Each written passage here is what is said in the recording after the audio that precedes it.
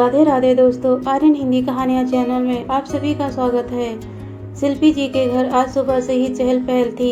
दिवाली पास आने वाली थी तो घर की सफाई में वह 1 महीना पहले से ही दोनों बहुओं के साथ जुट चुकी थी। आज की चहल पहल का मुख्य कारण तो उनकी बड़ी बहू मीना के मायके वालों का आना था। मीना के मायके से उसके भाई भाभी अपने बच्चों सहित दिवाली का त्योहार देने आने वाले थे। मीना का एक ही बड़ा भाई था और उसके पिता का अच्छा खासा कारोबार था और भाई अपने पिता के साथ ही कारोबार में हाथ बटाता था। मीना अपने घर में इकलौती बेटी होने की वजह से लाडली बेटी थी और अपनी आर्थिक रूप से मजबूती की वजह से वह मीना को हर बार त्योहारों पर अच्छे तोहफे देते थे और साथ ही साथ हमेशा उसके ससुराल वालों के लिए भी कुछ न कुछ तो अच्छा जरूर लेकर आते। उनके आने पर शिल्पी जी के हाव भाव हर बार बदल जाते। यह बात शिल्पी जी की छोटी बहू मान्या से छुपी नहीं थी, जिसकी शादी को लगभग 3 साल होने वाले थे। मान्या के पिताजी रिटायर्ड प्रोफेसर थे। अपनी सीमित आमदनी में उन्होंने अपने तीनों बच्चों को बहुत अच्छी शिक्षा दी थी, लेकिन इतने खुले हाथ से वह मान्या को तोहफे नहीं भिजवा पाते जितना कि मीना के घर से आते थे। मान्या खुद एक पढ़ी लिखी लड़की थी और बैंक में नौकरी भी करती थी। वैसे तो शिल्पी जी के घर में किसी भी चीज़ की कमी नहीं थी। उनके पति सरकारी नौकरी से रिटायर्ड थे और पेंशन पाते थे और उनके दोनों बेटे कमलेश और राजेश मल्टीनेशनल कंपनियों में अच्छे ओहदे पर नौकरी कर रहे थे। दोनों बहनों में भी अच्छा खासा प्यार था और शिल्पी जी वैसे तो दोनों बहुओं में कोई भेदभाव नहीं करती, लेकिन जब भी मीना के मायके वालों की बात आती तो हर बार मान्या के मायके वालों को नीचा दिखाने में कोई अवसर न छोड़ती।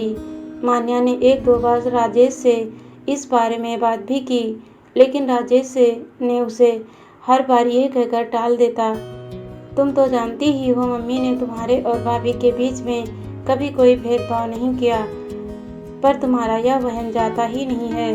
खैर, तय समय पर मीना के मायके वाले आए और हर बार की तरह उन सबको तोहफों से लाद गए। मीना की भाभी सोना बहुत प्यारी लड़की थी। वह मान्या के लिए भी हर बार अच्छा तोहफा लेकर आती और उससे भी उसी तरह से प्यार से मिलती जैसे कि मीना को। लेकिन शिल्पी जी की हर बार की तरह तोहफों को देखकर आंखें खिल गई थी और उनकी आंखों की चमक मान्या से छुपी नहीं रही।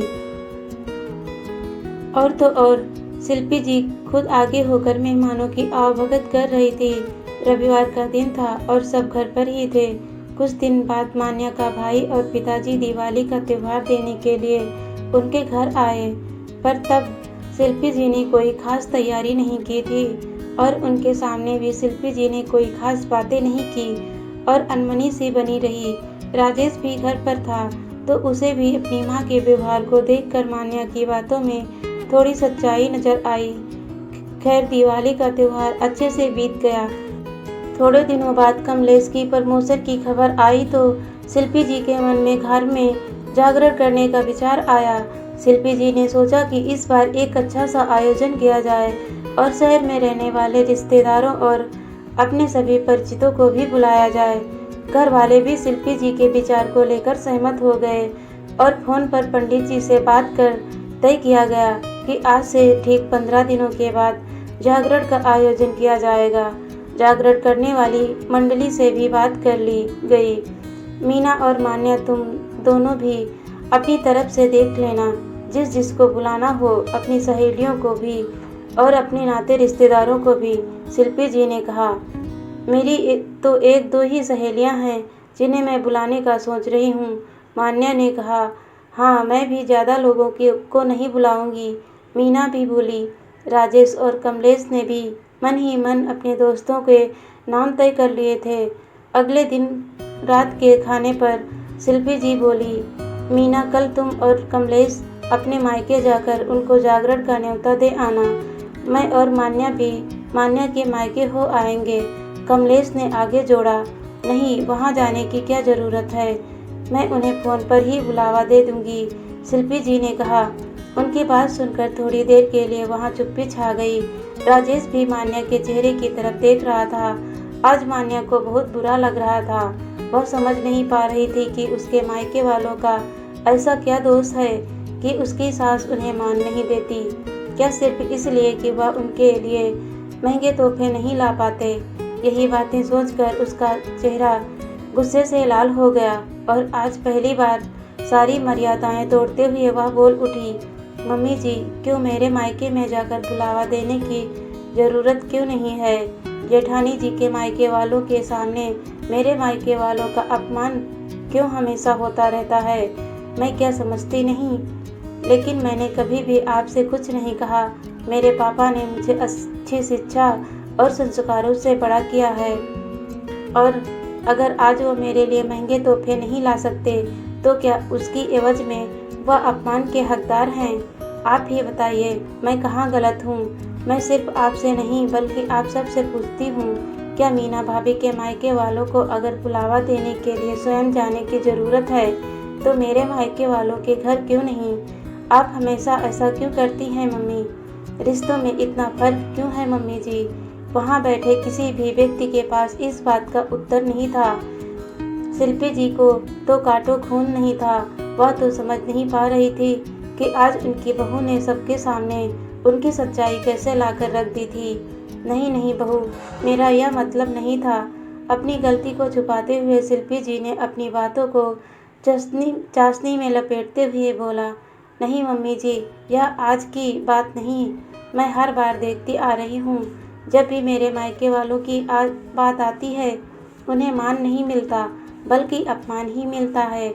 लेकिन उन्होंने कभी भी मुझे कुछ नहीं कहा और ना ही मैंने आपको कभी कुछ कहा है। लेकिन आज मेरे से यह बर्दाश्त नहीं हुई, इसलिए मैंने आपसे यह प्रश्न पूछा है। शिल्पी जी के पति भी आज बोल उठे, जो हमेशा कम ही बोलते थे।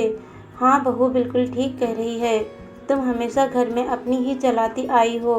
मान्या के पिताजी कितने अच्छे और भले इंसान हैं, लेकिन तुमने उन्हें कभी वह मान नहीं दिया, बल्कि मुझसे पूछा जाए तो उन्हें यहाँ पर अपमान ही मिला है।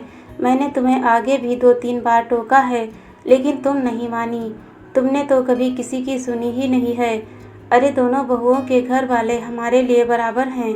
बहू तुम फिक्र मत करो, इस बार मैं स्वयं जाकर उन्हें बुलावा देकर आऊँगा और अपनी पुरानी सारी गलतियों की माफ़ी भी मांग लूँगा। हमारे घर में कभी भी किसी से कोई भेदभाव नहीं हुआ था और आगे भी नहीं होगा। उनकी बात सुनकर शिल्पी जी को तो जैसे जुबान ही थम गई हो। उसने तो कोई शब्द भी बोला नहीं जा रहा था। अपने ससुर की बात सुनकर मान्या के मन को थोड़ी तसल्ली मिली और वह बोली, पापा जी जैसी आपकी मर्जी। मैं तो बस इतना चाह रही थी कि जहाँ हम इकट्ठा रहते हैं वहाँ किसी से कोई भेदभाव ना हो। आज मान्या की बातों से शिल्पी जी की सच्चाई भी सबके सामने आ गई थी। शिल्पी जी ऐसा लग रहा था जैसे वह स्वयं ही अपनी नज़रों में गिर गई हो। दोस्तों कहानी अच्छी लगी तो लाइक, शेयर और सब्सक्राइब जरूर कीजिएगा। वीडियो देखने के लिए बहुत बहुत धन्यवाद दोस्तों।